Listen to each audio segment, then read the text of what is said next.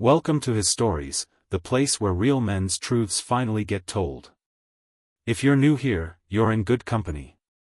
We don't sugarcoat anything here, we don't run from the hard conversations, and we sure don't pretend that being a man is easy. Today's story is about love, betrayal, and what happens when the family you built with your own hands decides you were never really family at all. If this story resonates with you, don't forget to like this video, leave a comment, and hit that subscribe button for more stories such as this. Let's dive in. Love makes a family, they say. But what happens when that love only flows one way? What happens when 27 years of bedtime stories, scraped knees, and daddy-daughter dances get erased like chalk on a sidewalk? Maya Angelou once said, "When people show you who they are, believe them the first time." But what if you have been believing the wrong thing for almost 3 decades? The phone never rang on October 15, 2022. I sat in my recliner that Saturday morning, coffee getting cold in my favorite mug, the one that said "World's Greatest Dad" that Ashley had given me for Father's Day when she was 12. I kept checking my phone, thinking maybe I had missed something. Maybe the network was down. Maybe there was some mistake. But there was no mistake. My stepdaughter, the little girl I had held when she had nightmares, the one I taught to drive, the one who used to call me daddy until she was 16, was getting married that very day. And I found out about it the same way strangers did through Facebook. 27 years, 8 months, and 15 days. That's how long I had been Ashley's father. Not her stepfather. Not her mom's husband. Her father. The man who got up at 2 in the morning when she had colic. The man who sat through every school play, every softball game, every heartbreak.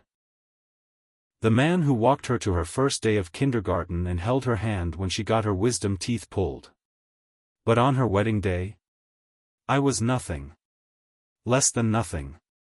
I was the man who never existed. And you know what hurt the most? It was not just that I was not invited. It was that I had to pretend I was not dying inside when my neighbor showed me the pictures on his phone. "Look here, Mike," he said, scrolling through his daughter's Facebook. "Ain't that your girl getting married?"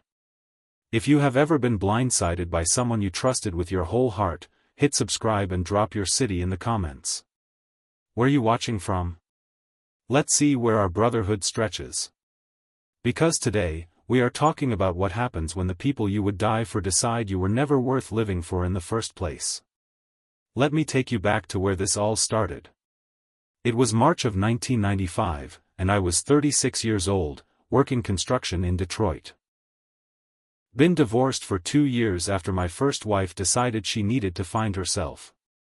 Apparently, herself was hiding somewhere between a bartender named Craig and a new apartment in Southfield. I was bitter, I will be honest with you. Working 60-hour weeks, coming home to television dinners and silence. My mama used to call me every Sunday, worried I was turning into one of those angry men who dies alone with nothing but complaints and regrets. "Michael," she would say, she was the only one who called me Michael, "you got too much love in your heart to waste it being mad at the world." But I was not ready to hear that yet. I was still licking my wounds, still thinking all women were the same, still believing that keeping my heart locked up was the smart play. Then I met Carmen. It was at my cousin Raymond's barbecue. Ray always threw these big parties in his backyard, half the neighborhood would show up for his ribs and his wife Janet's potato salad. I was sitting on the porch, nursing a beer and trying to avoid the couples who kept asking me when I was gonna get back out there. That's when I saw her. Carmen was sitting on a blanket with this tiny little baby, and something about the way she was humming to that child while she rocked her back and forth just stopped me cold. The baby could not have been more than 4 or 5 months old, all chubby cheeks and tiny fists. And Carmen, Lord have mercy, Carmen had these eyes that seemed to see right through you to the parts you kept hidden. "That your grandbaby?" I asked Janet when she came out with more potato salad. Janet laughed. "Boy, do I look old enough to have grandbabies?" "That's Carmen's daughter, Ashley." Carmen just moved here from Atlanta. Her baby daddy turned out to be a piece of work, left her high and dry when Ashley was born. Now, I should have walked away right then. I should have remembered that I was done with complicated situations and women with baggage. But something about the way Carmen smiled when that baby grabbed her finger, something about how she never once looked bitter or defeated despite what she had been through, it pulled me in like gravity. I walked over with 2 plates of food. "Thought you might be hungry," I said, settling down on the grass beside them. Carmen looked up at me with those warm brown eyes and said, "I don't know you well enough to take food from you." "What's your name?" "Mike Derrick," I said. "And you're Carmen. Janet told me you just moved here from Atlanta. Did she also tell you I come with complications?" Carmen asked, bouncing little Ashley on her knee. I looked at that baby, all bright eyes and drool, and something in my chest just opened up. "We all got complications," I said. "Question is whether they are worth working through." That was the beginning. 3 months later, I was driving over to Carmen's apartment every evening after work. Not for anything physical, Carmen made it clear that her daughter came first, and any man in her life would have to prove himself worthy of both of them. I respected that. Hell, I admired it. I remember the first time Ashley smiled at me. Carmen had put her in one of those bouncy chairs, and I was sitting on the floor making stupid faces at her. Suddenly, this little girl just lit up like Christmas morning. Her whole face scrunched up in this toothless grin, and she started making these happy gurgling sounds. "Well, I will be damned," Carmen said from the kitchen. "She likes you." "How can you tell?" I asked, still making faces at Ashley. "Because she's picky about her men," Carmen said, coming to stand behind me. "She usually cries when strangers get too close." That night, Carmen let me hold Ashley for the first time. I had never held a baby that small before. My ex-wife and I never had kids, and most of my friends' children were already walking by the time I met them. But Ashley just settled into my arms like she belonged there. She grabbed onto my finger with her tiny hand and held on tight. "She's strong," I said. "She has to be," Carmen replied. "It's just been me and her since day one." That's when I knew I was in trouble. Not because Carmen was beautiful, though she was, or because I was lonely, though I was that too. But because when I looked at that little girl, I did not see someone else's child. I saw a daughter. My daughter. By Christmas of that year, I was spending more time at Carmen's place than my own. Ashley had started calling me Dada, which made Carmen nervous. "Mike, I don't want her getting confused," she said one evening as we watched Ashley crawl around the living room. "I don't want her getting attached if this is not permanent." I got down on one knee right there in the middle of her apartment. Did not have a ring, did not have a speech prepared. Just had the truth in my heart. "Carmen Washington," I said, "will you marry me? Will you let me be Ashley's father for real?" She cried. I cried. Ashley crawled over and pulled herself up on my leg, babbling something that sounded suspiciously like Dada again. We got married 6 months later, in June of 1996. Ashley was our flower girl, well, she was supposed to be. She mostly just sat in the front row wearing a tiny white dress and clapping every time someone spoke. But in my mind, she was perfect. The adoption papers went through that fall. Ashley Marie Derrick. Officially mine. Legally mine. But in my heart, she had been mine since the day she first smiled at me in that bouncy chair. But love, real love, does not happen overnight. It grows in the small moments, the everyday choices, the 1,000 little ways you show up for someone. Let me tell you about some of those moments that built the foundation of what I thought was an unbreakable bond. When Ashley was 8 months old, she got her first ear infection. Poor baby was screaming all night, running a fever, and nothing Carmen or I did seemed to help. We took turns walking the floor with her, but she would only calm down when I held her and hummed old Motown songs. Something about my deep voice seemed to soothe her. Dr. Williams, our pediatrician, said it was common for babies to prefer one parent's voice during illness. But Carmen and I both knew it was more than that.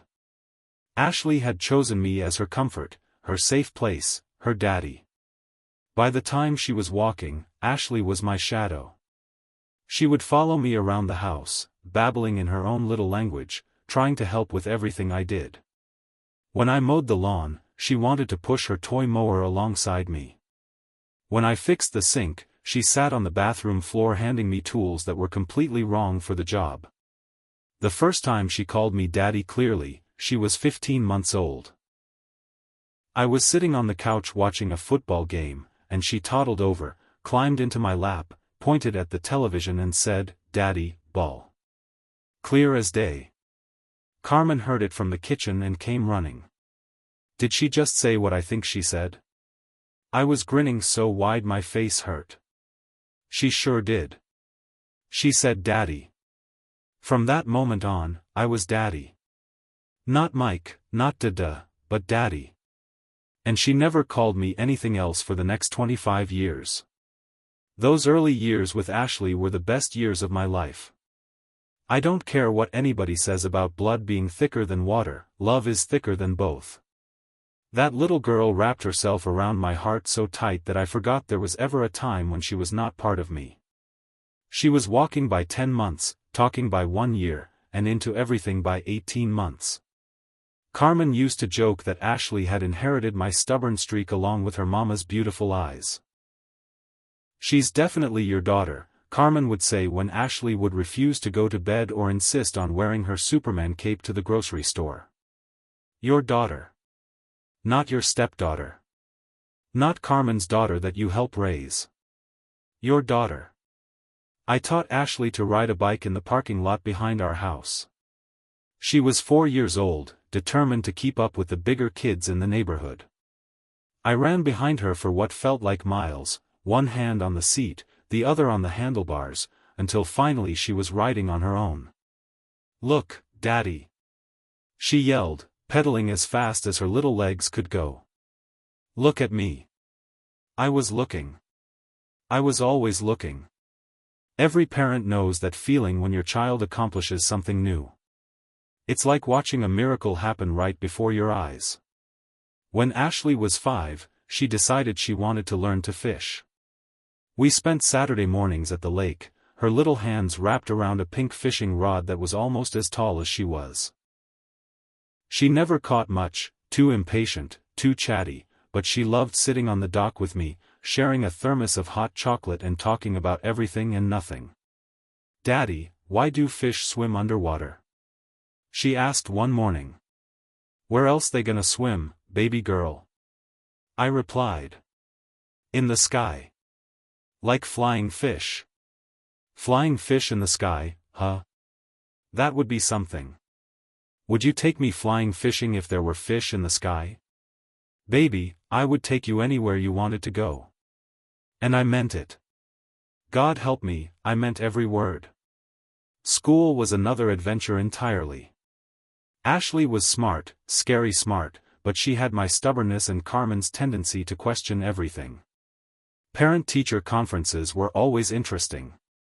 Mr. Derrick, her third-grade teacher, Miss Patterson, said, "Ashley is very bright, but she has a tendency to challenge authority." I looked at Ashley, who was sitting beside me swinging her legs and looking innocent as an angel. "What kind of challenges?" I asked. "Well, yesterday I told the class that George Washington was our first president, and Ashley raised her hand and said, 'But what about all the presidents before America was America?'" I tried not to smile. "And what did you tell her?" I told her to pay attention and stop asking so many questions. That's when I did smile. "Ma'am, with all due respect, asking questions is how kids learn. If my daughter has questions, I want her to ask them. That's what smart people do." On the way home, Ashley looked up at me and said, "Thanks for sticking up for me, Daddy." That's what daddies do, baby girl. That's what daddies do. Middle school was rough. Ashley started getting self-conscious about her appearance, worried about fitting in with the popular kids. She came home crying one day because some girl named Brittany had made fun of her hair. "Daddy," she said, climbing into my lap even though she was getting too big for it, "am I pretty?" My heart broke a little. "Ashley Marie Derrick, you are the most beautiful girl in the world. Inside and out. And anyone who can't see that ain't worth your time. But what if I am not pretty like the other girls? Baby, let me tell you something. Pretty is nice, but pretty fades. Smart lasts forever. Kind lasts forever. Strong lasts forever. And you got all three in spades."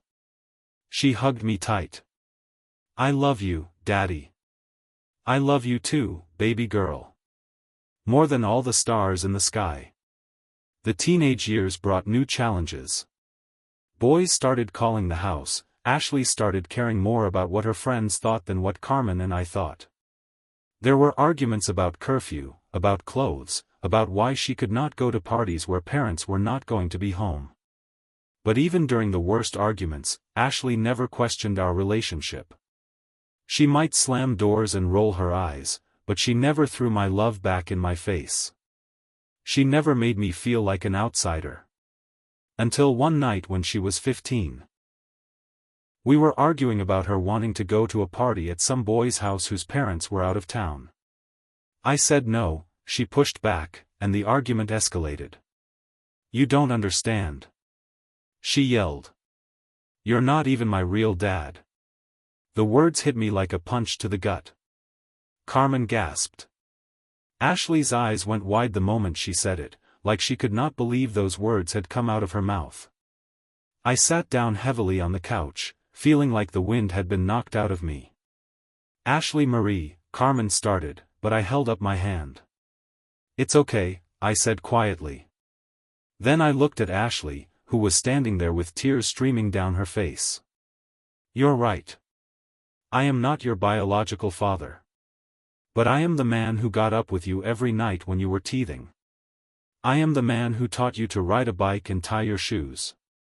I am the man who has been to every school play, every parent-teacher conference, every softball game. I am the man who loves you more than his own life." Ashley was sobbing now. "Daddy, I didn't mean." "I know you didn't mean it, baby. But you said it. And maybe you needed to say it to figure out how you really feel." She ran to me then, threw her arms around my neck like she used to when she was little. "I'm sorry, Daddy. I'm so sorry. You are my real dad. You're the only dad I have ever known." I held her while she cried, my own eyes wet. "I know, baby girl. I know." We talked for a long time that night. About adoption, about biology, about what makes a family. Ashley asked me questions she had never asked before. "Do you ever wish you had your own kids?" she asked. "Baby, I do have my own kid. I have you. But what if you and Mom had a baby together? Then you would have a little brother or sister. But you would still be my first child, my first daughter, my first love." Ashley smiled through her tears. "Really? Really? You made me a father, Ashley. Before you, I was just a man. After you, I was Daddy." Something had changed that night, but not in the way I feared. Ashley seemed more secure in our relationship after that conversation, more confident that my love for her was real and permanent. High school brought new adventures. Ashley joined the debate team, played varsity softball, and maintained a 4.0 grade point average. I was so proud of her I thought my chest might explode. At her graduation, she gave a speech as valedictorian, thanking all the people who had supported her. "Most of all," she said, looking right at me, "I want to thank my dad, Mike Derrick. He showed me what it means to be strong, to work hard, and to never give up on the people you love. He taught me that family is not about blood, it's about choice. And every day, he chose to be my father. I love you, Daddy. I cried like a baby. Right there in front of everybody. Did not care who saw. College was at Michigan State University. 4 hours away, but it might as well have been on the moon. Ashley called every week at first, then every other week, then once a month. I understood she was growing up, finding her independence. That's what kids are supposed to do. But I missed her. God, how I missed her. During her sophomore year, she brought home a boyfriend for Thanksgiving. Nice kid named Brandon, studying engineering, seemed genuinely interested in Ashley and respectful to Carmen and me. Mr. Derek, Brandon said, shaking my hand, Ashley talks about you all the time. She says you're the strongest man she knows. I looked at Ashley, who was blushing. He's embarrassing me, Daddy. Good, I said. That's my job. But Brandon did not last long. Ashley called a few months later to tell us they had broken up. What happened? Carmen asked. He wanted to get serious, and I am just not ready for that, Ashley said. I want to focus on school and my career right now. Smart girl, I said. You got plenty of time for all that other stuff. Thanks, Daddy. I knew you would understand. When she graduated with her degree in marketing, Carmen and I drove up for the ceremony. Ashley introduced us to her friends as her parents. Not her mom and stepdad. Her parents. This is my dad, she said to her roommate Sarah. He's the one I was telling you about, the one who taught me everything I know about not taking crap from anybody. I was so proud of her. Beautiful, smart, confident. Everything I had hoped she would become. Ashley got her first job at a marketing firm in Grand Rapids, about 2 hours from Detroit. Close enough to visit, far enough to feel independent. She threw herself into her work, determined to prove herself in the professional world. I am going to be the youngest account manager in the company's history, she told me during one of our phone calls. I believe it, baby girl. You got that Derek determination. Derek determination, she laughed. Is that what we are calling it now? That's what we have always called it. You remember when you were 8 and determined to beat Tommy Henderson in the school science fair? You worked on that volcano for 3 weeks straight. And I won first place, she said proudly. Damn right you did. And you will win at this job too, because you are my daughter, and Derek's don't quit. I love you, Daddy. I love you too, baby girl. Always and forever. If I had known that those easy, comfortable conversations were numbered, would have savored them more. I would have stretched them out, asked more questions, and told her more stories. I would have held on to the sound of her calling me Daddy while I still could. But you don't know when the last good day is going to be the last good day. You just think there's always going to be another one coming. Looking back now, I can see the cracks starting to show like fault lines in concrete before an earthquake. But at the time, I explained them away like a man makes excuses for a car that's starting to break down but has not left him stranded yet. It started with the phone calls. After Ashley graduated college and got her first job at the marketing firm in Grand Rapids, our weekly conversations started getting shorter. Not unusual, she was busy, building her career, dating. I understood that. Or at least, I told myself I understood. How's work going, baby girl? I would ask. Fine, Dad. Look, I am actually pretty busy right now. Can we catch up later? Later never seemed to come, but I figured that was just life. Young people are always busy, always got somewhere to be, someone to see. The first real warning sign came when Ashley was 24. She had been dating a guy named Derek for about 6 months, an investment banker who drove a BMW and wore suits that cost more than my monthly mortgage payment. I might not make it home for Christmas this year, she said during one of our increasingly rare phone calls. Derek invited me to spend Christmas with his family in Chicago. You have never missed Christmas, I said, trying to keep the hurt out of my voice. I know, but Derek's family has this whole tradition, and he really wants me to be part of it. What about our traditions? I asked. What about Christmas morning pancakes and opening presents by the tree? There was a pause on the other end of the line. Dad, I am 24 years old. I can't open presents under the tree with my parents forever. The way she said parents felt different somehow. Distant. Like she was talking about people she used to know instead of the people who raised her. She did come home that Christmas, but only for a few hours on Christmas Day. Showed up around noon, stayed for dinner, left by 6 to drive back to Derek's parents' house. This is just a phase, Carmen told me that night as we cleaned up the dishes. She's young, she's in love. Remember how you were when we first got together? You wanted to spend every minute with me too. I wanted to believe Carmen was right. But something in my gut told me this was different. This was not about Ashley being in love. This was about Ashley pulling away from us. From me. Derek did not last long. Ashley called in the spring to tell us they had broken up. What happened? Carmen asked. He was too controlling, Ashley said.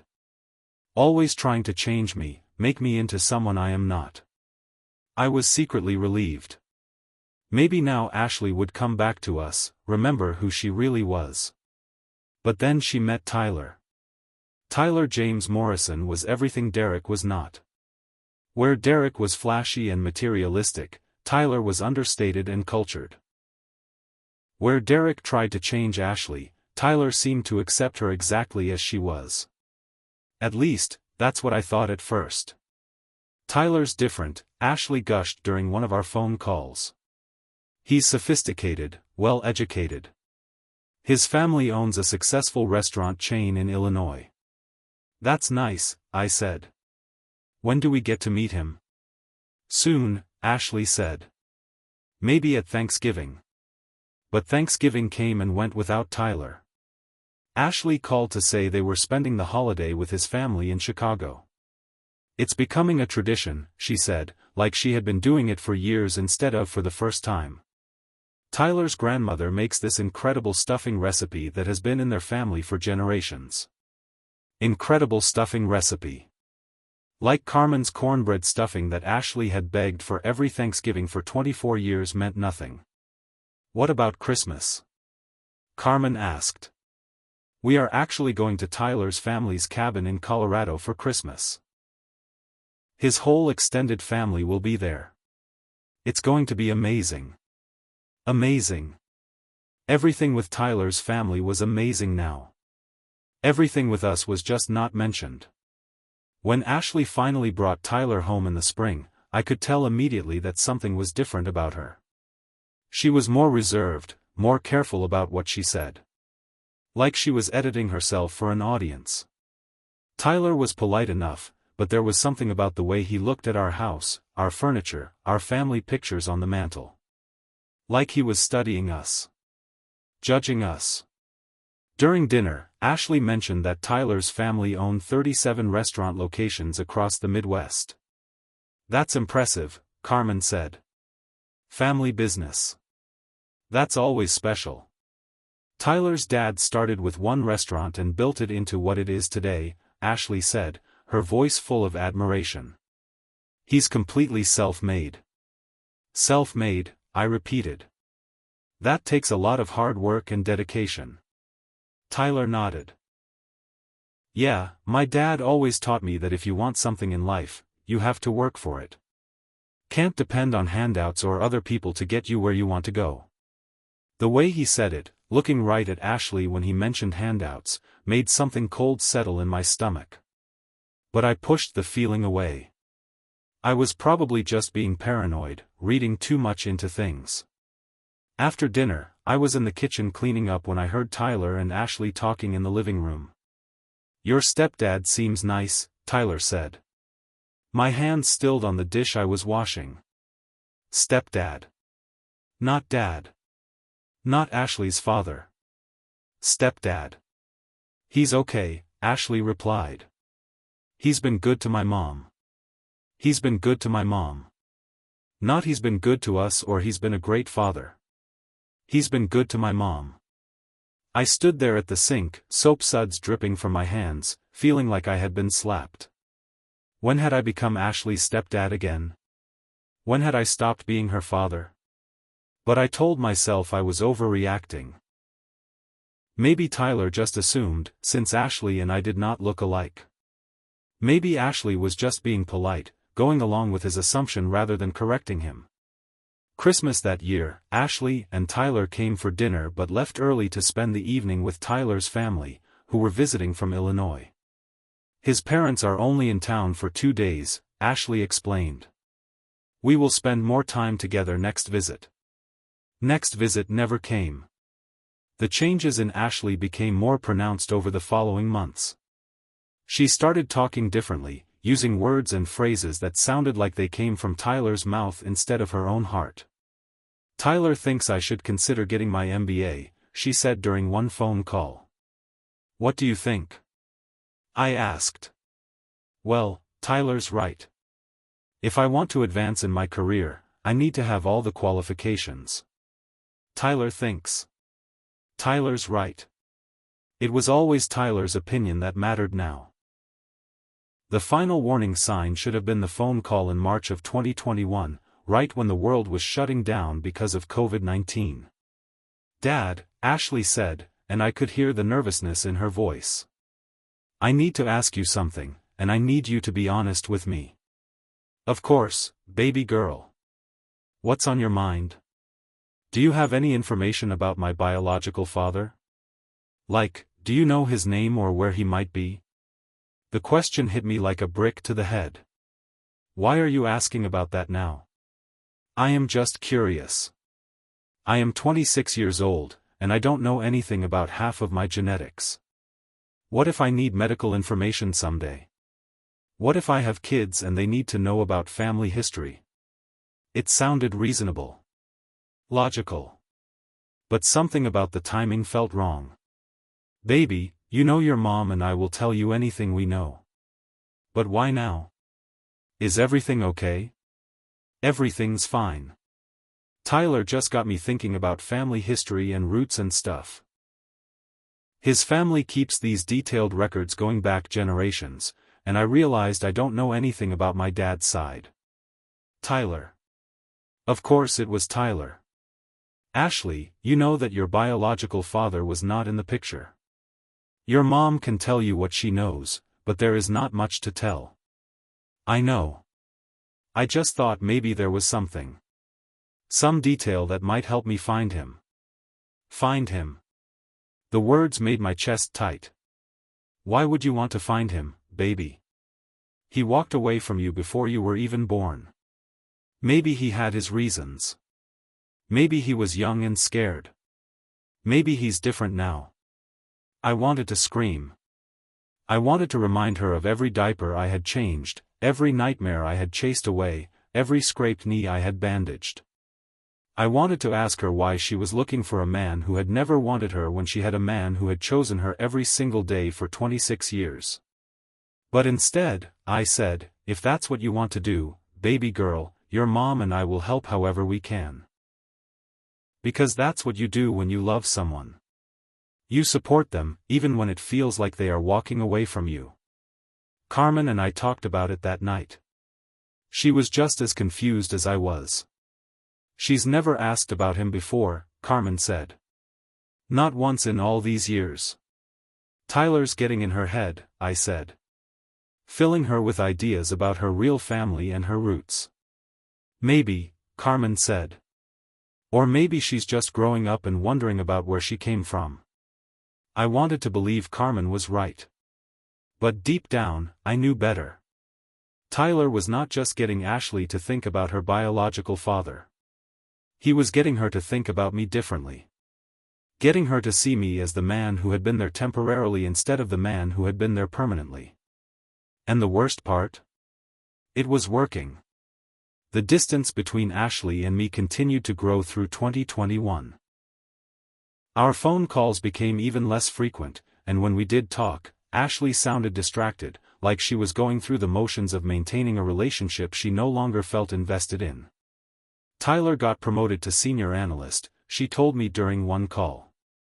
That's great, baby girl. I am happy for him.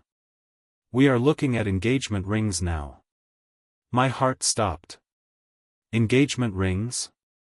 Yeah, Tyler wants to propose soon. His parents think we would be perfect together. What do you think? I asked. I think Tyler's right. We have a lot in common, and his family really likes me. His family really likes you. What about whether you loved him? What about whether he made her happy? It was all about what Tyler thought, what Tyler's family thought. That's wonderful, sweetheart, I managed to say. Have you set a date? We are thinking sometime next year. Tyler's mom knows this amazing wedding planner who has done weddings for several prominent families in Chicago. Tyler's mom. Always Tyler's mom. Well, your mom and I are excited to help with the planning, I said. Actually, Dad, Tyler's family is pretty experienced with this kind of thing. His mom has planned weddings for both of his sisters, and they were absolutely beautiful. I think we have got it covered. We have got it covered. Not you would be welcome to help, not we would love your input. We have got it covered. That conversation left me feeling hollow inside. My daughter was planning the most important day of her life, and I was not even being considered for a supporting role. But I told myself it would be different once they were actually engaged. Once Ashley started planning the wedding, she would want her family involved. She would remember that I was the man who had walked her to her first day of school, who had taught her to drive, who had been there for every important moment of her life. I was wrong. The beginning of the end came on a Tuesday evening in September 2021.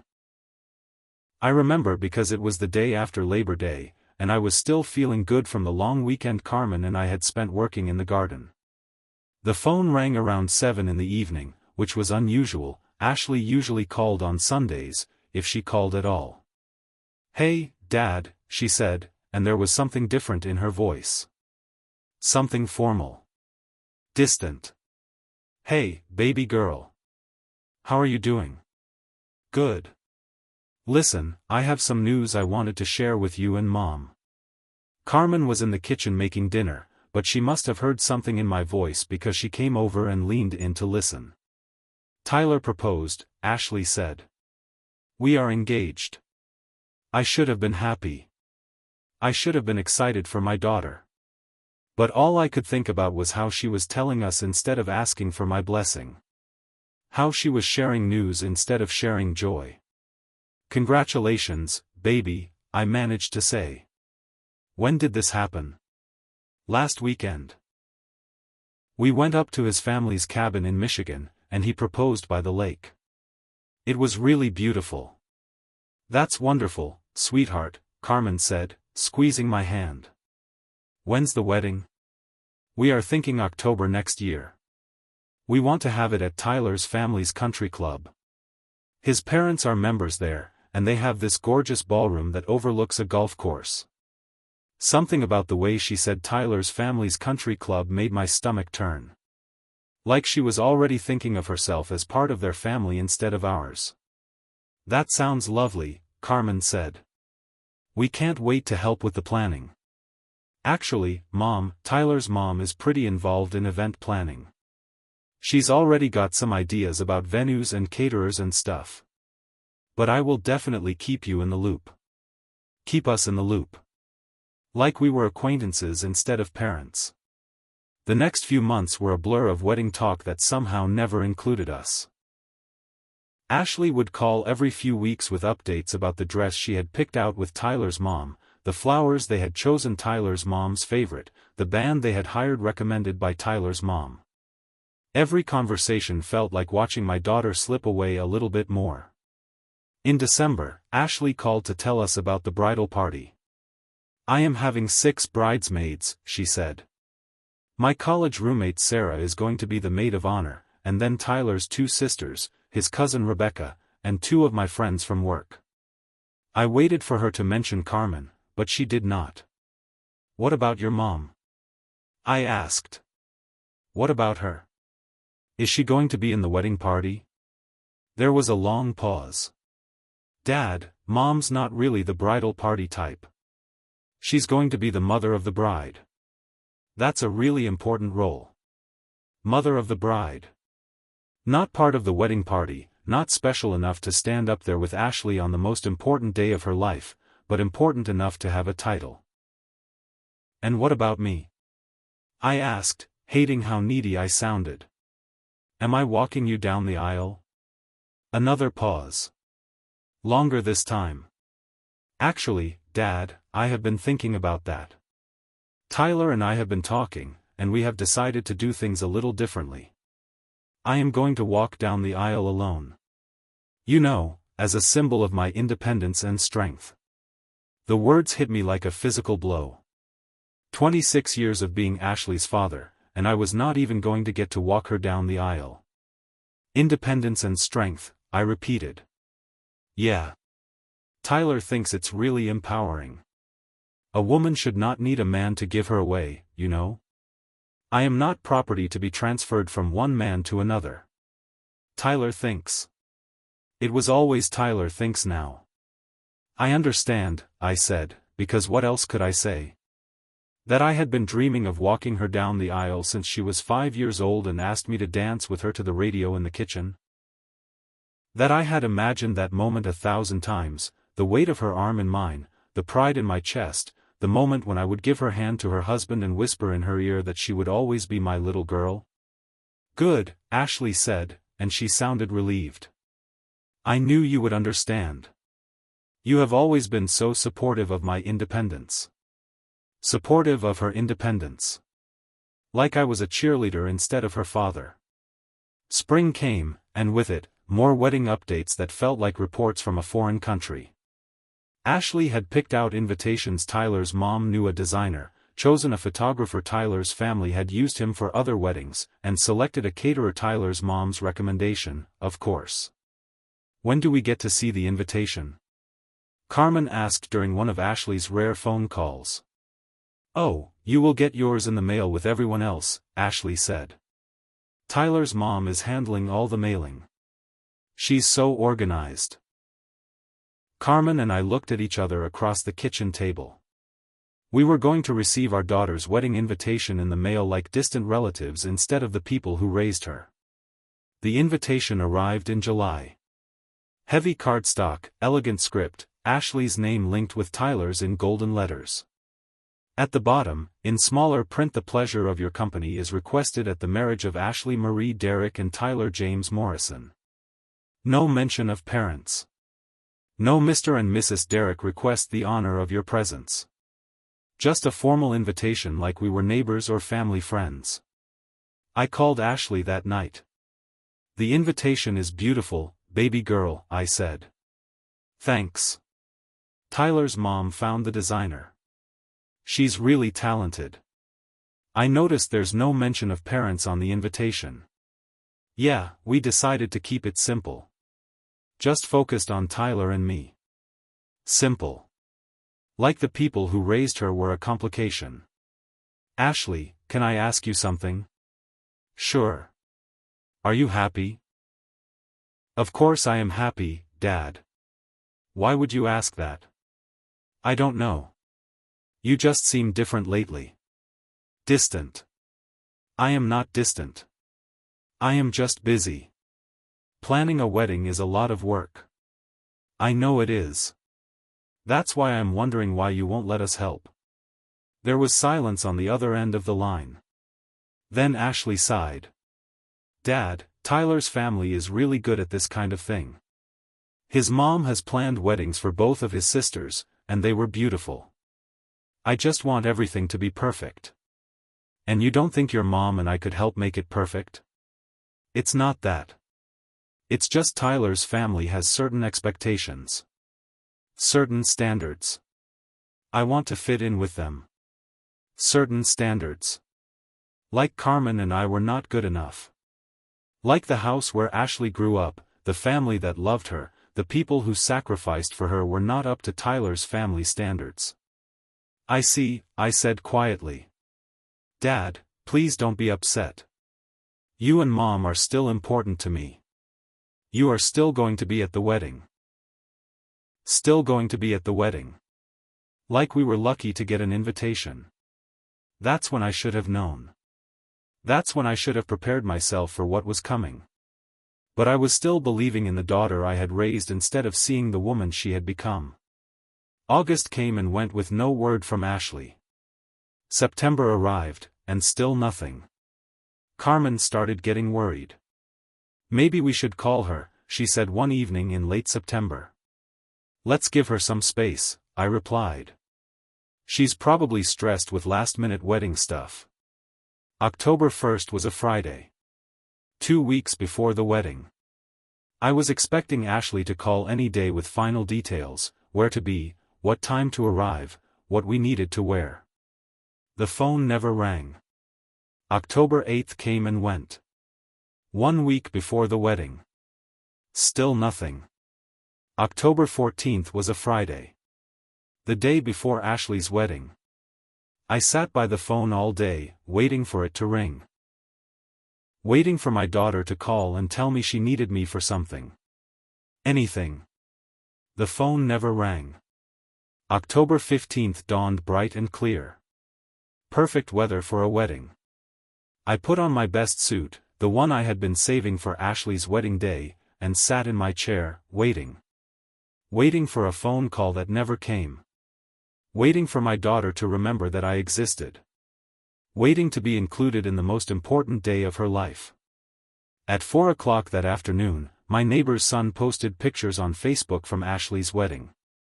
Beautiful pictures of a beautiful bride dancing with her new husband. Pictures. Pictures of Ashley laughing with Tyler's family.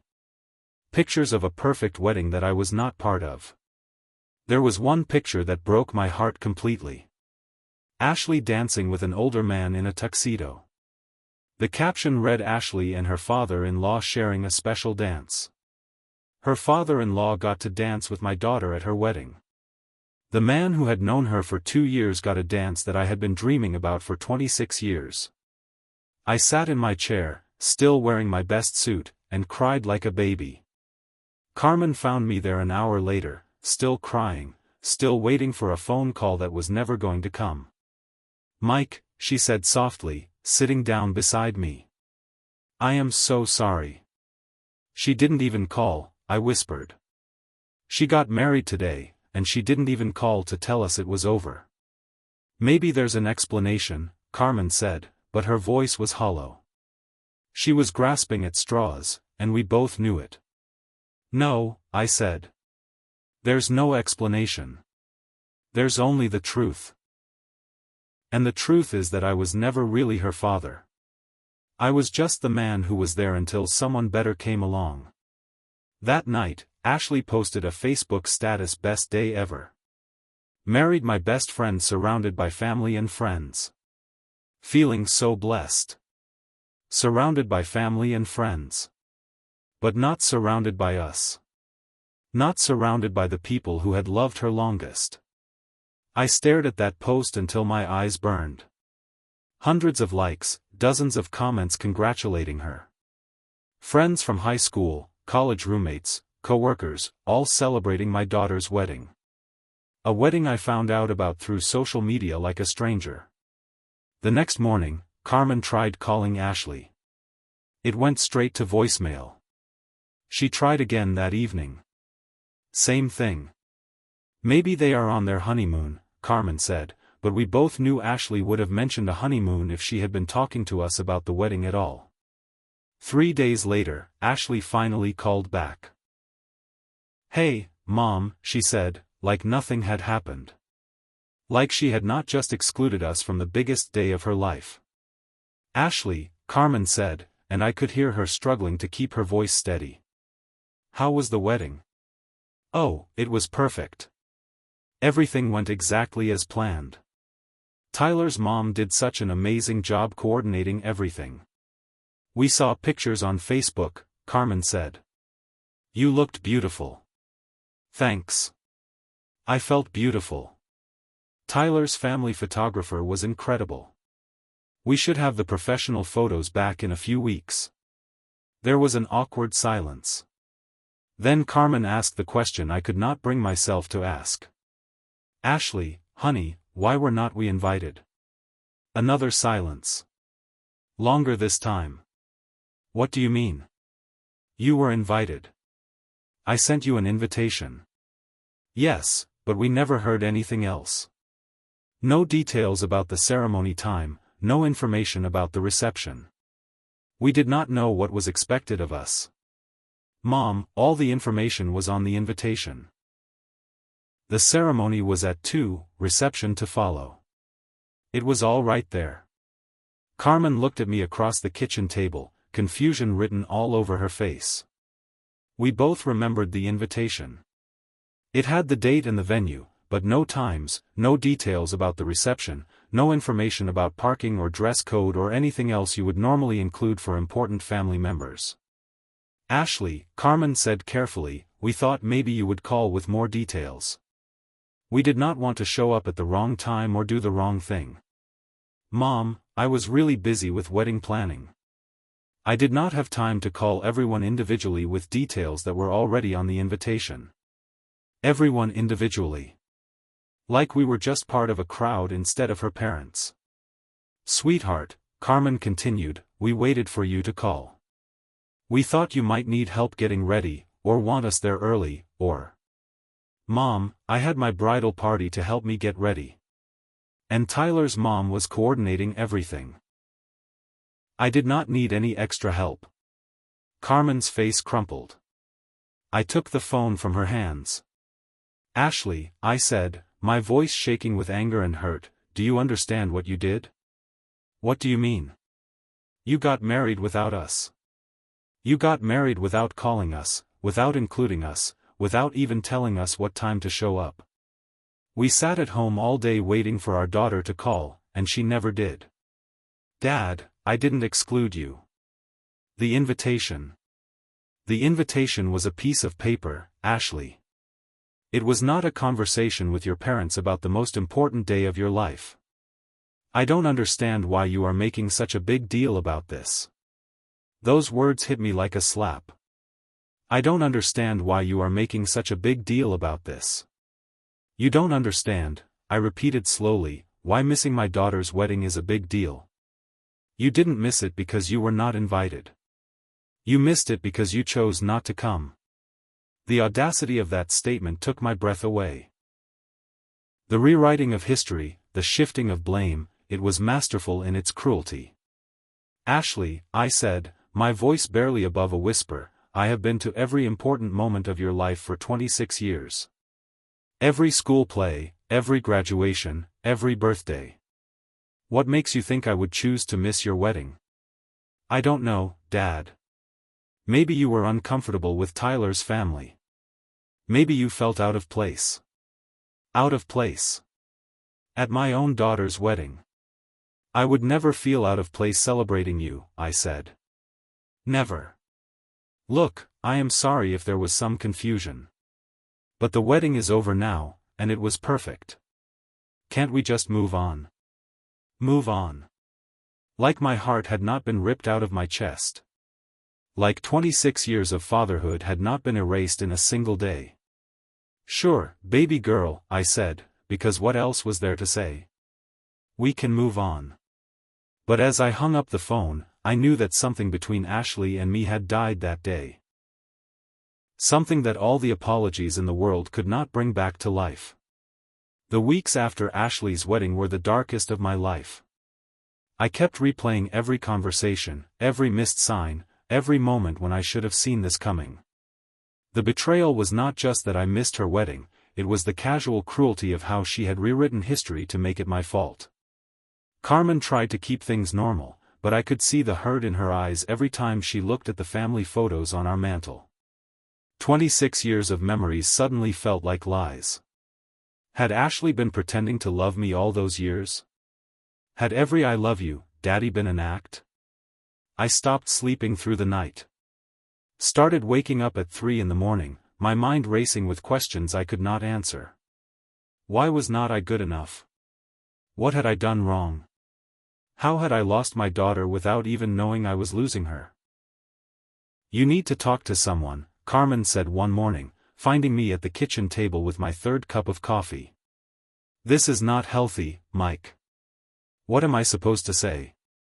I asked. That my daughter does not love me? That I spent 26 years raising someone else's child who never saw me as her real father? That's not true, and you know it. Do I? Because right now, I don't know anything. I don't know if any of it was real. Carmen sat down across from me, reached for my hands. It was real, Mike. I watched you two together for all those years. That love was real. Then where is she now? If it was so real, why am I not important enough to be at her wedding? Carmen did not have an answer for that. Nobody did. My brother James called me a few days later. Word had gotten out in the family about what happened. Carmen had told her sister, who told James's wife, who told James. Man, I don't even know what to say, James said. That girl was your whole world. Apparently, I was not hers. Come on, Mike. You know that's not true. Something else is going on here. This Tyler character, maybe he's poisoning her against you. I had thought about that. It would be easier to blame Tyler, to make him the villain in this story. But Ashley was a grown woman who had made her own choices. She could have stood up to Tyler if she had wanted to. She could have included us if we had mattered to her. It does not matter whose fault it is, I said. The result is the same. Have you tried reaching out to her again? What for? So she can explain to me again how I chose not to come to her wedding? Maybe she needs time to realize what she has done. Time. Everyone kept talking about time like it was medicine that could heal this wound. But some wounds don't heal. Some betrayals cut too deep. Thanksgiving came 6 weeks after the wedding. Ashley called the Tuesday before to let us know she and Tyler would be spending the holiday with his family in Chicago. It's becoming a tradition, she said, like she had been doing it for years instead of for the first time. Tyler's grandmother makes this incredible stuffing recipe that has been in their family for generations. Incredible stuffing recipe. Like Carmen's cornbread stuffing that Ashley had begged for every Thanksgiving for 25 years meant nothing. What about Christmas? Carmen asked. We are actually going to Tyler's family's cabin in Colorado for Christmas. His whole extended family will be there. It's going to be amazing. Amazing. Everything with Tyler's family was amazing now. Everything with us was just not mentioned. Christmas morning, Carmen and I sat in our living room surrounded by presents we had bought for Ashley. A beautiful necklace, a photo album filled with pictures from her childhood, a gift card to her favorite restaurant. Presents that would sit under our tree unopened because our daughter was in Colorado building new traditions with her new family. We should mail these to her, Carmen said, staring at the wrapped packages. No, I said. If she wants presents from us, she can come get them. I know that sounds bitter, and maybe it was. But I was tired of chasing someone who was running away from me. New Year's Eve, we got a Facebook notification. Ashley had posted pictures from Tyler's family's Christmas celebration. Beautiful pictures of a beautiful family in a beautiful cabin surrounded by snow. Ashley looked radiant, laughing with Tyler's cousins, playing board games with Tyler's grandmother, opening presents under a tree that probably cost more than my truck. There was one picture that hurt more than the others. Ashley wearing a necklace I did not recognize, elegant, expensive looking, obviously a Christmas gift. The caption read, "Feeling so grateful for my new family and all the love they have shown me." My new family. Not my family. My new family. I closed my laptop and went to bed without saying a word to Carmen. The worst part was not the holidays Ashley missed or the phone calls that got shorter and less frequent. The worst part was how normal it all became. How quickly I got used to not being part of my daughter's life. Months went by without hearing from her.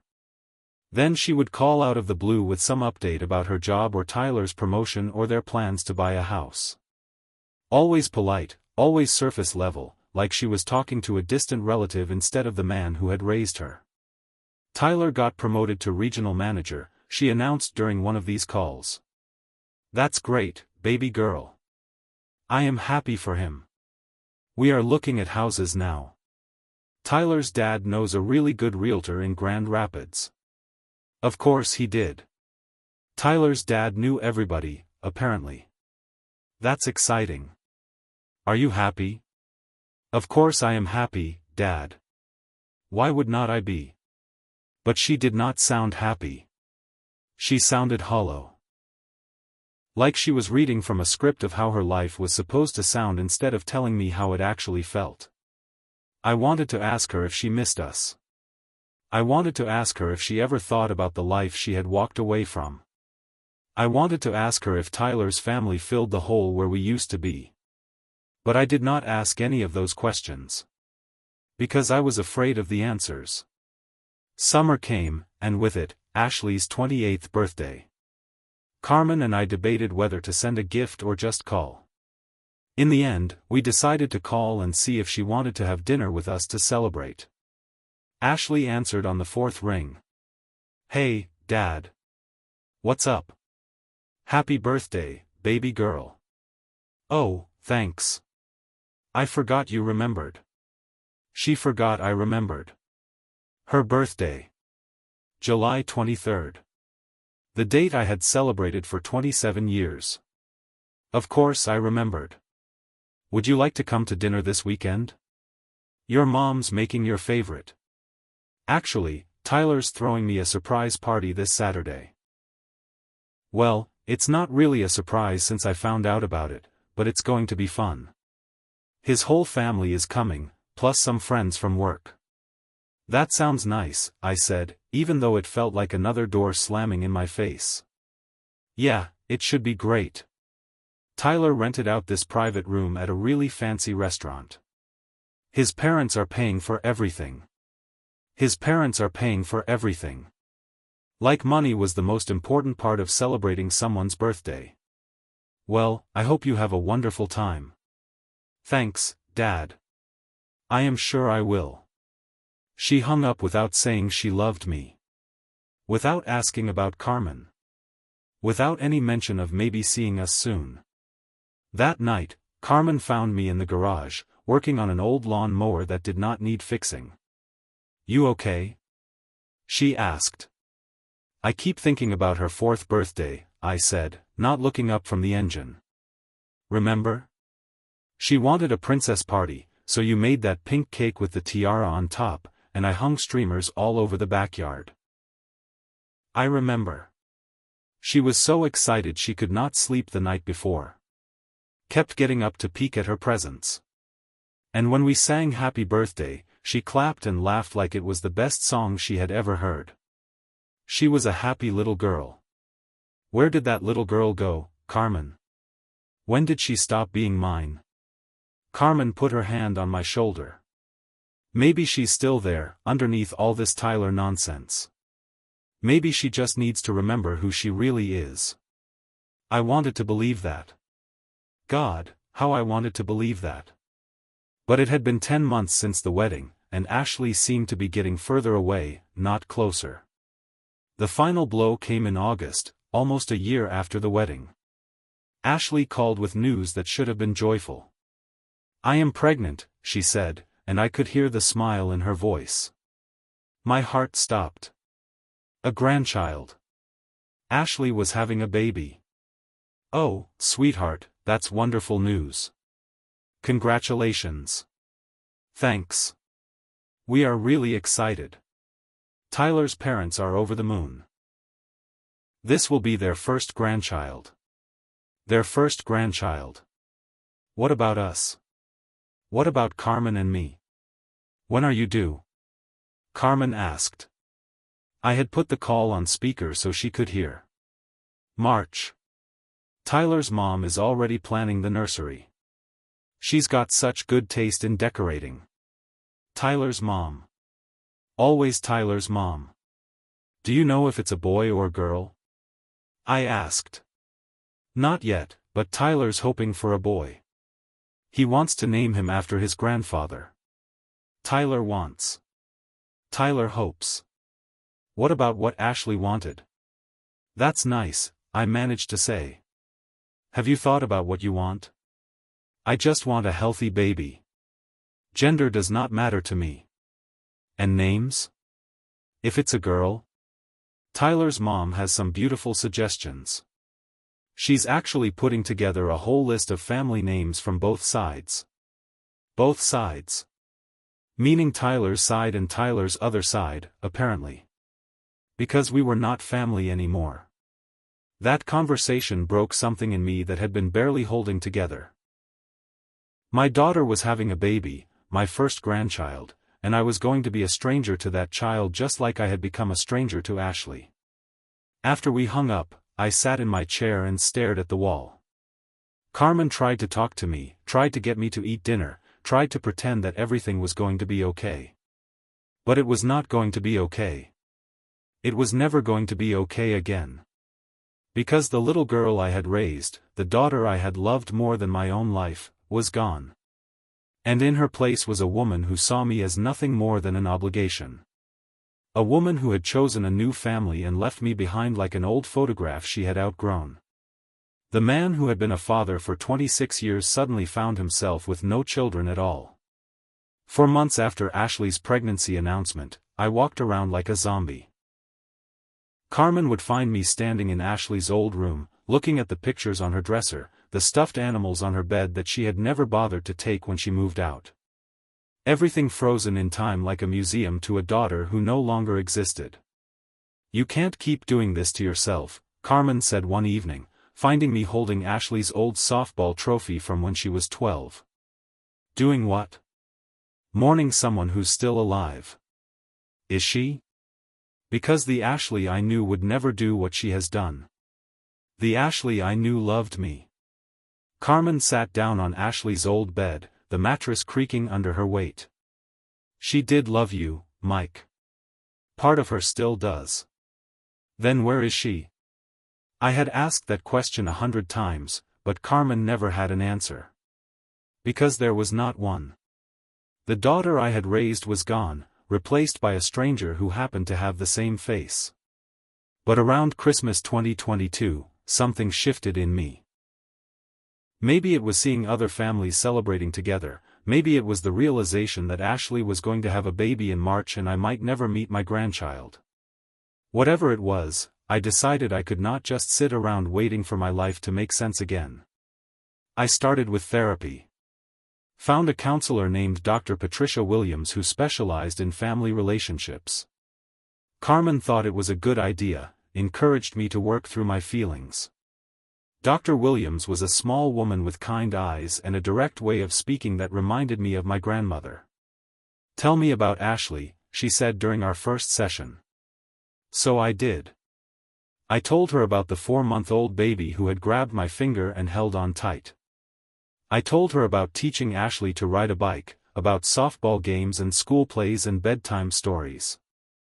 I told her about 26 years of being a father to a little girl who had disappeared when she got engaged. What do you think changed? Dr. Williams asked. Tyler. Tyler changed everything. He got in her head, made her think we were not good enough for his family. That's one possibility. What are some others? I don't know. Maybe she was never really mine to begin with. Maybe I was just kidding myself all those years. Do you really believe that? I thought about it for a long time. Did I believe that? Did I really think that 26 years of love and laughter and connection had been fake? No, I said finally. I don't believe that. She was mine. She loved me. Something happened to change that, but it was real. So if it was real, what do you want to do about it? What did I want to do about it? I had been so focused on the hurt, on the betrayal, on the unfairness of it all, that I had not really thought about what I actually wanted. I want my daughter back, I said. Then what are you willing to do to get her back? That question stayed with me for weeks. What was I willing to do? How far was I willing to go? How much of myself was I willing to risk for a daughter who might reject me again? The answer came to me on New Year's Day 2023. I was watching football, trying to pretend I was not thinking about Ashley, when a commercial came on for one of those ancestry DNA companies. A grandfather reuniting with a granddaughter he had never met, both of them crying and hugging like they had found missing pieces of themselves. That's when I knew what I had to do. I was going to fight for my relationship with Ashley. Not aggressively, not demandingly, but persistently. I was going to remind her who she used to be, who we used to be together. I was going to love her back to me if it took the rest of my life. I started small. A text message on Martin Luther King Day: thinking about you today, baby girl. Remember when we used to watch the I Have a Dream speech together every year? Hope you are doing well. She did not respond, but I had not expected her to. Valentine's Day: happy Valentine's Day to my first Valentine. You taught me what unconditional love really means. Still no response. Ashley's birthday in July: happy 28th birthday, sweetheart. I love you more today than I did yesterday, and less than I will tomorrow. That's been true every day since you were 4 months old. This time, she responded: thanks, Dad. 2 words. But they were something. I kept it up.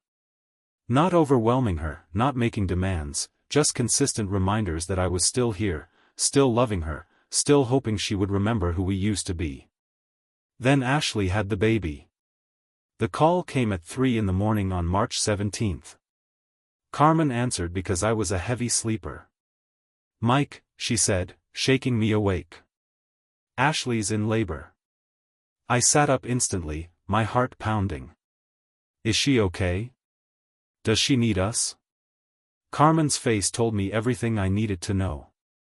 Tyler's mom called. She said Ashley asked her to let us know. Ashley asked Tyler's mom to call us. Not Ashley herself. Tyler's mom. Did she say if we could come to the hospital? She said they would call when the baby was born. We waited. Carmen made coffee. I paced the kitchen. We both pretended we were not dying to be at that hospital, waiting in the family room like grandparents are supposed to do.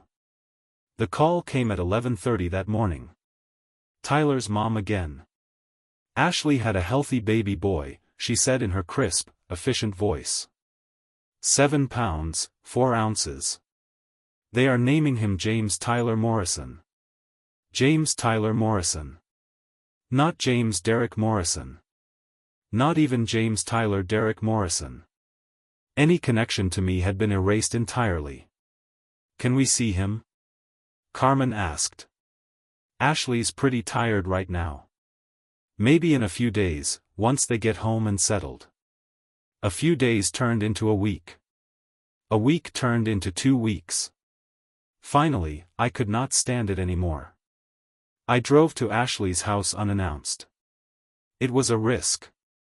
She could refuse to see me, could tell me to leave. But I had to try.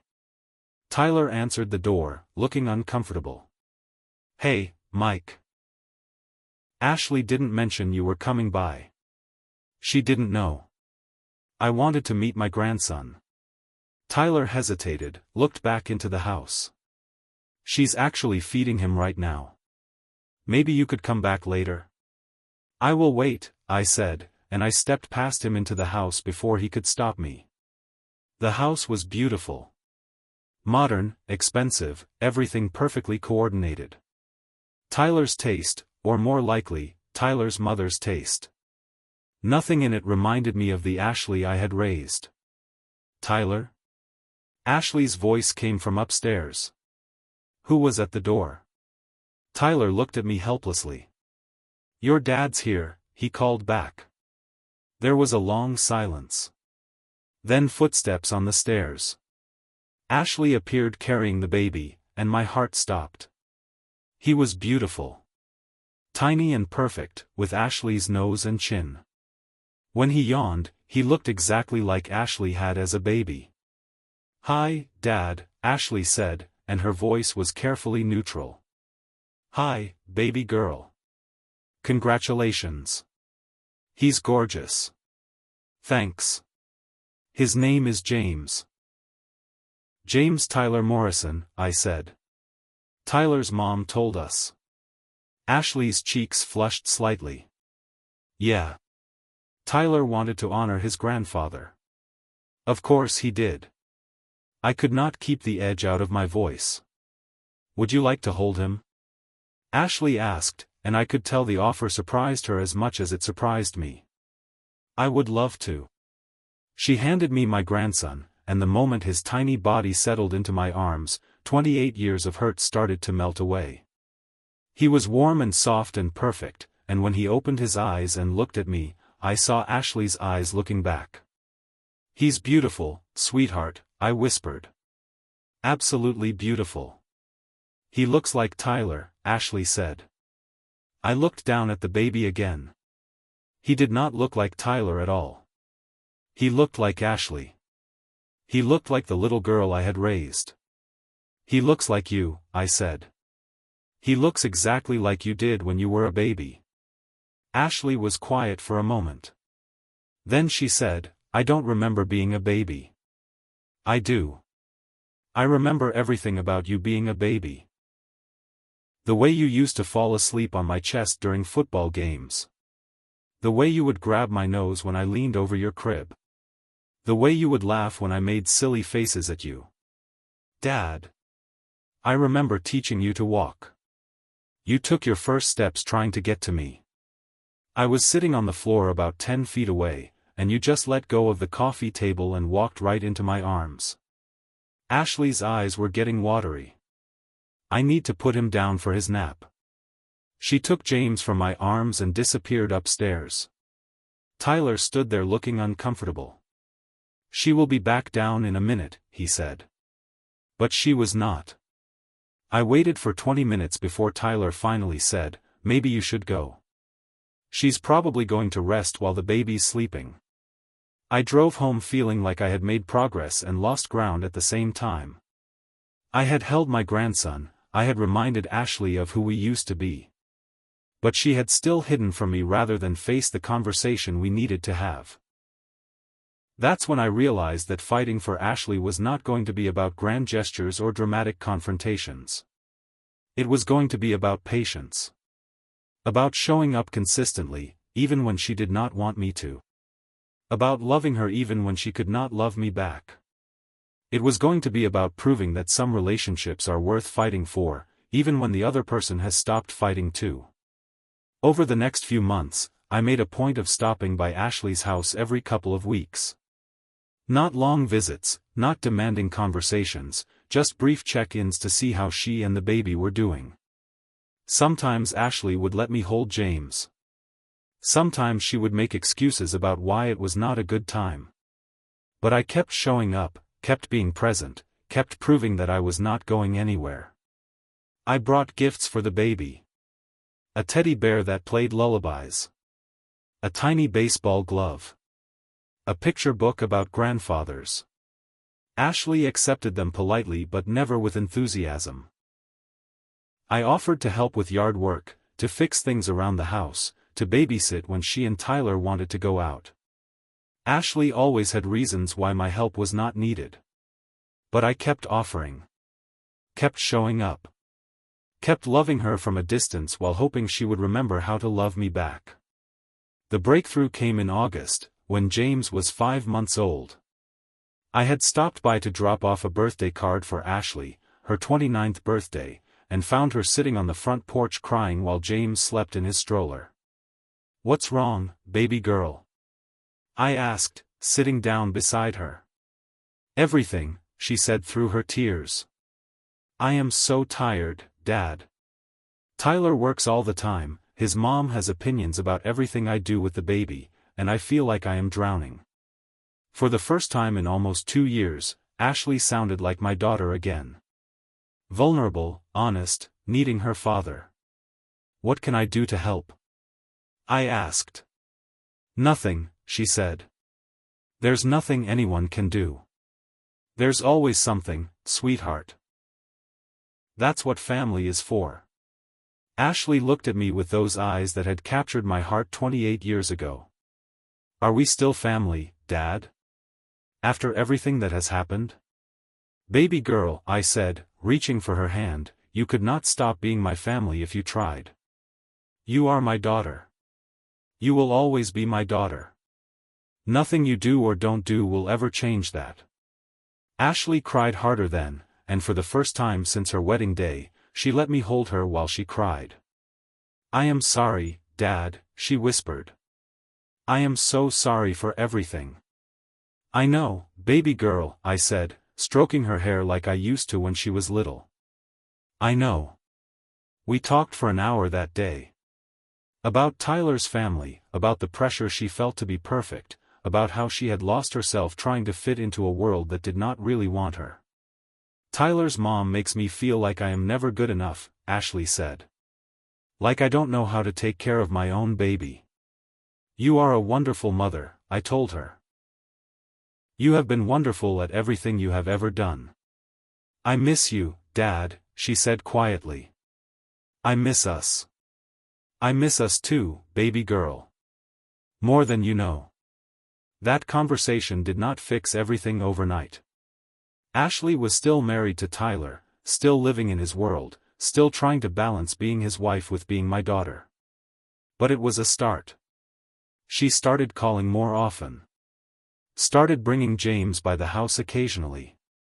Started asking for my advice about things that mattered. It was not the same as it used to be. Too much had been broken, too much trust had been lost. But it was something.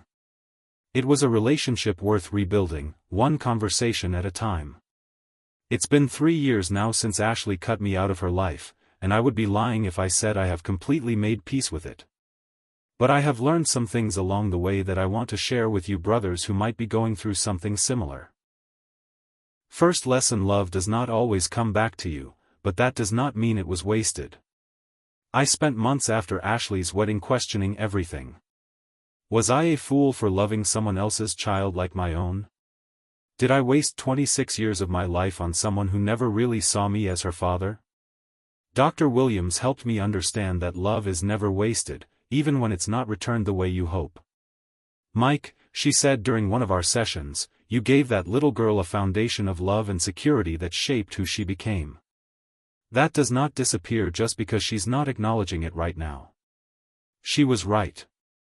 I raised Ashley to be strong, independent, and confident. The fact that she's using those qualities to walk away from me does not negate the fact that I gave them to her in the first place. Second lesson: you can't control how people remember you, but you can control how you remember them. I have a choice every day about which Ashley I am going to think about. I can focus on the woman who excluded me from her wedding and acts like I am a stranger. Or I can remember the little girl who used to crawl into my lap during thunderstorms, who called me her hero, who told everyone at school that her daddy was the strongest man in the world. Both of those people are real. Both of them are Ashley. But one of them brings me peace, and the other one brings me pain. I am learning to choose peace more often than pain. Third lesson: sometimes the bravest thing you can do is let go. For a long time, I kept fighting for a relationship that Ashley clearly did not want. I kept reaching out, kept hoping, kept believing that if I just loved her hard enough, she would remember who we used to be. But there comes a point where love means letting someone go, even when it breaks your heart. I still love Ashley. I always will. But I am not chasing her anymore. I am not waiting by the phone for calls that are not coming. I am not planning my life around the hope that she will change her mind. If Ashley ever wants a relationship with me, she knows where to find me. My door is always open, my love is always available. But I am not going to spend the rest of my life begging for scraps of affection from someone who has made it clear I am not important to her.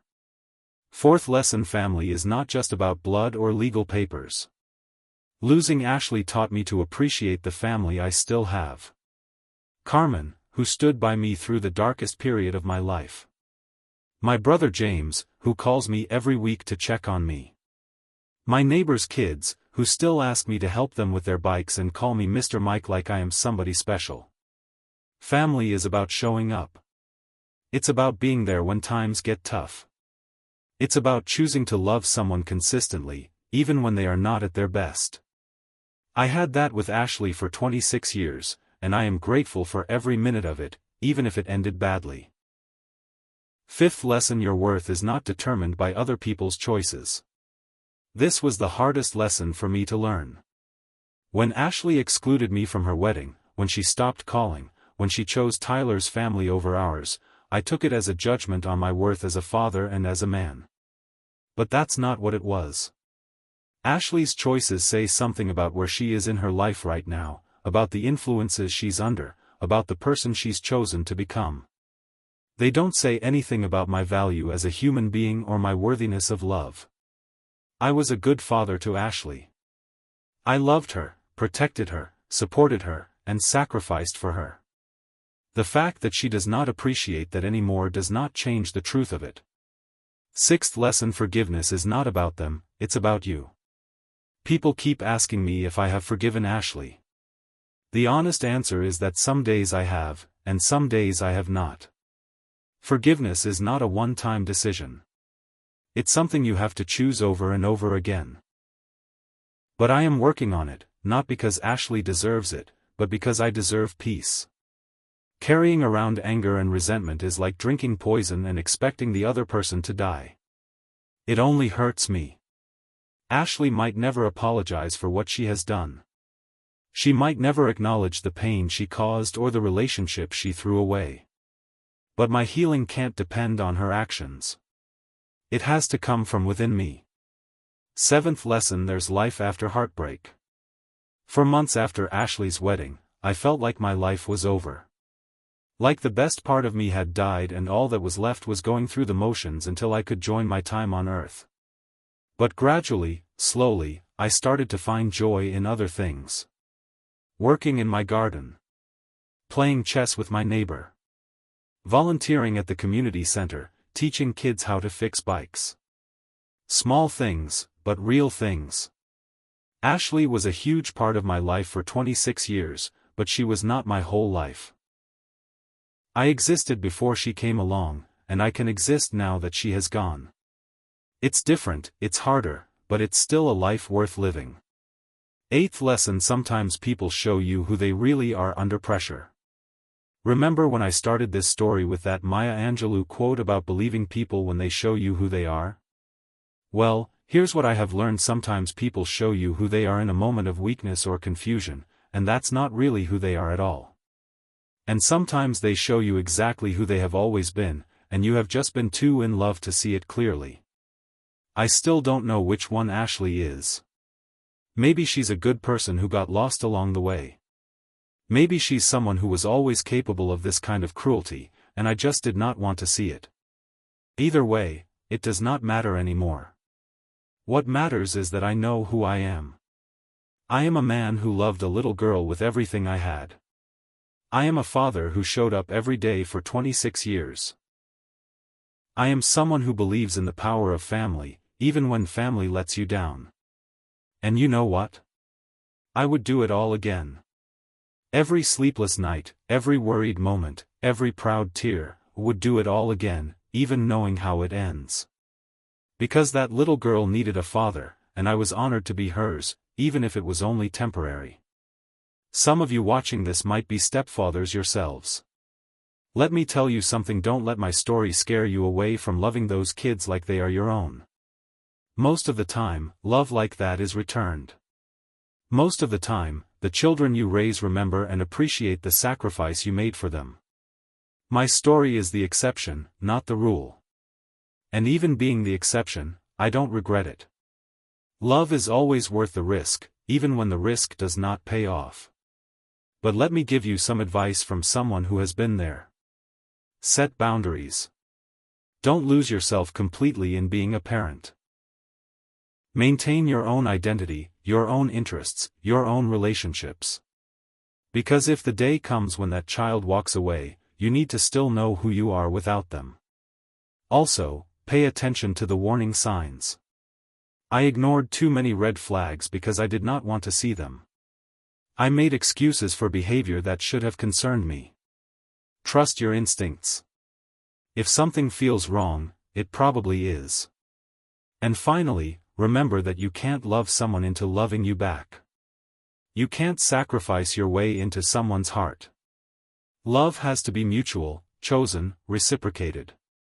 When it stops being those things, you have to be brave enough to let go. Ninth lesson: peace comes from within, not from other people's actions. For years, I thought my peace depended on Ashley acknowledging what she had done wrong and apologizing for the pain she caused. I thought I needed her to validate my hurt before I could heal from it. But that's not how healing works.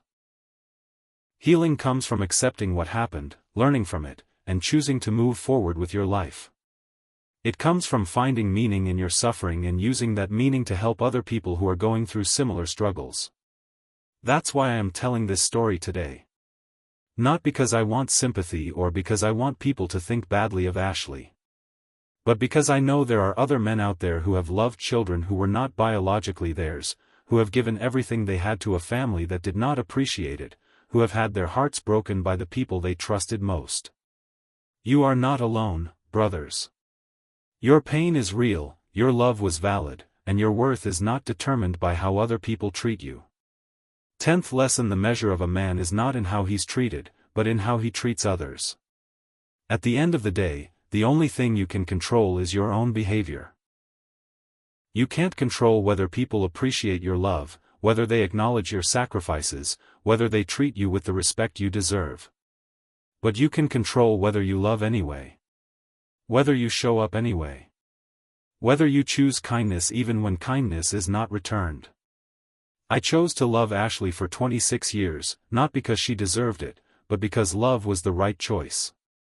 I chose to be her father not because she asked me to, but because she needed me to. I chose to sacrifice for her not because she would pay me back, but because that's what fathers do. And I would make those same choices again, even knowing how the story ends. Because the measure of a man is not in how he's treated by others, but in how he chooses to treat others, especially when they don't deserve it. That little girl who used to call me daddy, who used to think I hung the moon, who used to crawl into my lap when she was scared, she was real. She was mine. And for 26 years, I got to be her father.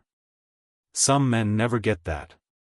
Some men never experience the pure joy of a child's unconditional love, never get to be someone's hero, never get to shape a young person's life in meaningful ways. I got all of that. For 26 years, I was the most important man in a little girl's world. I was daddy. I was protector, teacher, cheerleader, and safe harbor. I was everything she needed, when she needed it.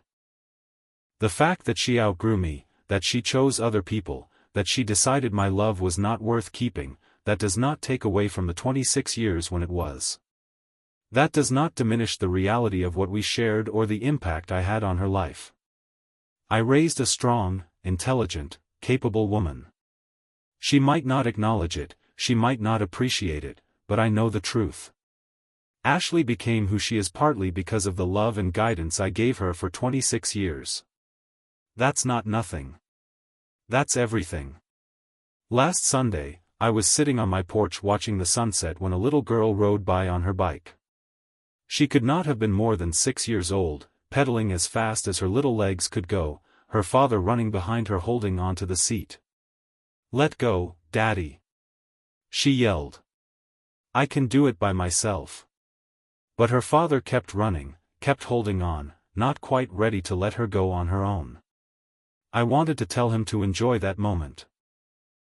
To memorize the sound of her laughter, the sight of her determination, the feeling of being needed so completely by someone so small. I wanted to tell him that one day she would be riding away from him for real, and all he would have left would be the memory of running behind her, making sure she did not fall. But I did not say anything. Because some lessons you have to learn on your own. When the little girl and her father disappeared around the corner, I went inside and called Carmen. "Want to go see a movie tonight?"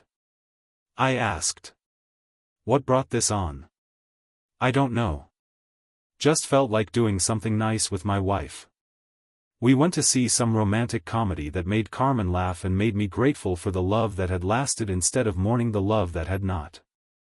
Ashley's out there somewhere, raising my grandson, building a life with Tyler's family, probably not thinking about me at all. And you know what? That's okay. I hope she's happy.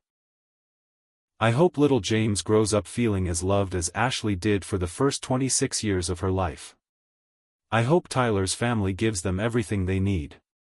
As for me, I am learning to be content with the memories I have instead of bitter about the future I lost.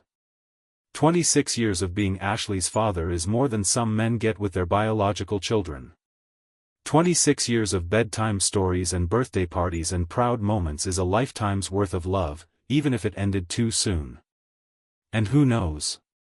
Maybe someday, when Ashley's a little older and wiser, when the shine has worn off Tyler's perfect family, she will remember the man who taught her to ride a bike and held her when she cried. Maybe someday she will want to introduce her son to his grandfather. Or maybe she won't. Either way, I will be okay. Because I know who I am. I know what I gave. And I know that love, real, deep, sacrificial love, is never truly lost, even when it's not returned. 3 months ago, I got a text message from Ashley. It was a picture of little James taking his first steps. The message said, "Thought you would want to see this. He's walking just like his mommy did, straight toward the person he loves most." I stared at that message for a long time. Not because of what it said, but because of what it meant. Ashley remembered. She remembered me teaching her to walk. She remembered me being there for her first steps. She remembered, and she thought I would want to know about her son's first steps too. I texted back, "He's beautiful, baby girl. You're doing a great job." She replied, "Thank you, Dad. That means everything. That means everything." After all we had been through, after all the hurt and distance and silence, my approval still meant everything to her. Maybe we will never have the relationship we used to have. Maybe too much has been broken, too much trust has been lost. But maybe we can build something new. Something different, but still real. Still meaningful. Still worth fighting for. I am not holding my breath. I am not planning my life around maybes. But I am open to the possibility that love, real love, finds a way to survive even the worst betrayals. And if it does not, if Ashley and I never find our way back to each other, I will still be grateful for the 26 years when she was mine. I will still be proud of the man I was during those years, the father I chose to be, the love I chose to give.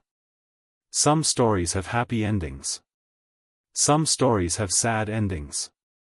Some stories just have endings. But every story, if it's told with honesty and courage, has meaning. Every story, if it's lived with love and integrity, has value. This is my story. The story of a man who loved a little girl who was not his blood, who raised her like she was his own, who gave her everything he had to give. The story of a daughter who grew up and forgot where she came from, who chose a new family and left her old one behind. It's not the ending I wanted. It's not the story I planned to tell. But it's the truth, and sometimes the truth is enough. If this story hit home for you, I want you to know that you are not alone. Drop a comment and tell me where you are watching from. Tell me about your own struggles with family, with stepchildren, with love that was not returned the way you hoped.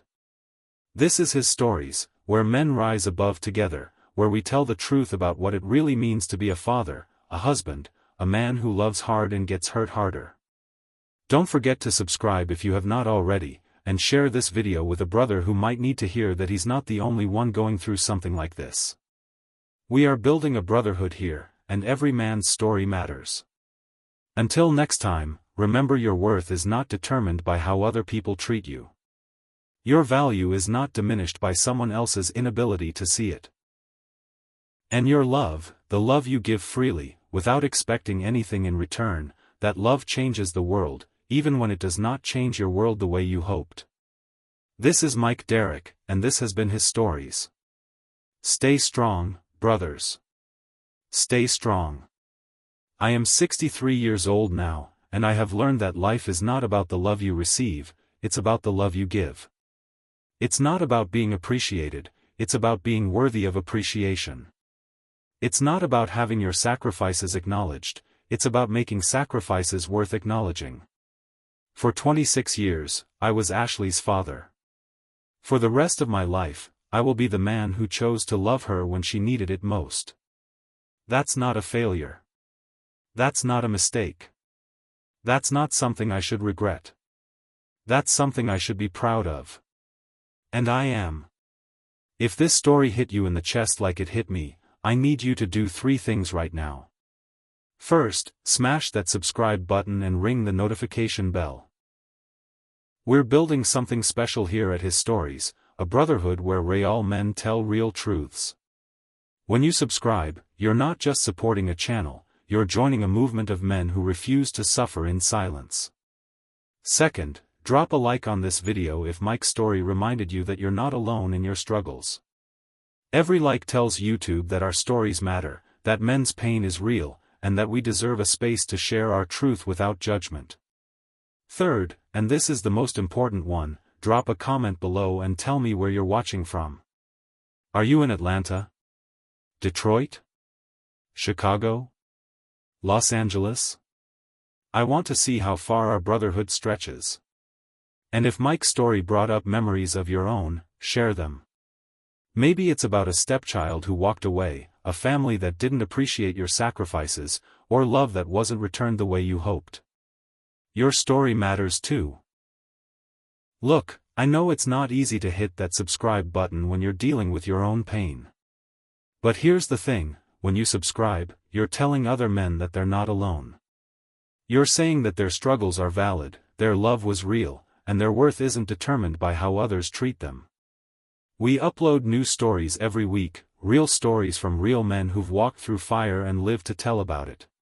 Stories about betrayal, redemption, love, loss, and everything in between. This is where men come to heal, to learn, and to realize they're part of something bigger than their pain. So hit subscribe, like this video, and let's build this brotherhood together. Because every man deserves to know that his story matters, his pain is valid, and he's never alone in this fight. Until next time, stay strong, brothers. Stay strong.